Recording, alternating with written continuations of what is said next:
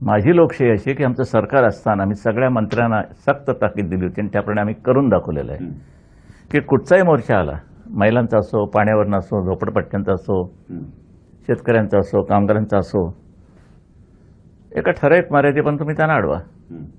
लाठीमार वगैरे काही भानगडी पडायचं नाही, पोलिसांची दंडिली नाही, काही नाही. मग काय करायचं तुम्ही?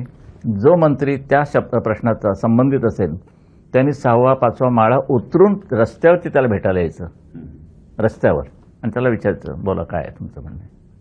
ही लोकशाही आहे. म्हणजे निवडून येण्याच्या अगोदर जे काय तुम्ही लवता झुकता वगैरे वगैरे ते कायमचंच राहिलं पाहिजे. नाही तर निवडून आलं तर तुम्ही कोण आम्ही कोण. आता मला वेळ नाही, पियला भेटा, पियकडे द्या, त्याने कागद दिला, ते हे पियला सांग, हे जरा बघा, मग तू कशाला बसला इकडे, तोच बघेल. असं तुम्हाला दिसलं की कडाडून पडतात. करेन, बघेन, चौकशी करतो, पाहतो, फाईल माझ्याकडे आली नाही, मलाही नको आहेत उत्तर. ही नोकरशाहीची उत्तर मला नकोत.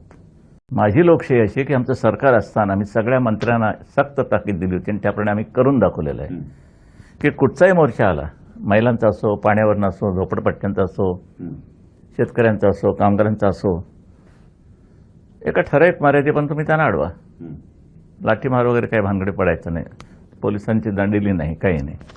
मग काय करायचं तुम्ही?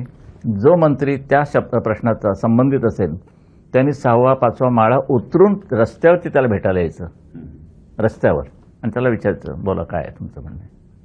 ही लोकशाही आहे. म्हणजे निवडून येण्याच्या अगोदर जे काय तुम्ही लवता झुकता वगैरे वगैरे ते कायमचंच राहिलं पाहिजे. नाही तर निवडून आलं तर तुम्ही कोण आम्ही कोण. आता मला वेळ नाही, पियला भेटा, पियकडे द्या, त्याने कागद दिला, ते हे पियला सांग, हे जरा बघा, मग तू कशाला बसला इकडे, तोच बघेल. असं तुम्हाला दिसलं की कडाडून पडतात. करेन, बघेन, चौकशी करतो, पाहतो, फाईल माझ्याकडे आली नाही, मलाही नको आहेत उत्तर. ही नोकरशाहीची उत्तर मला नकोत.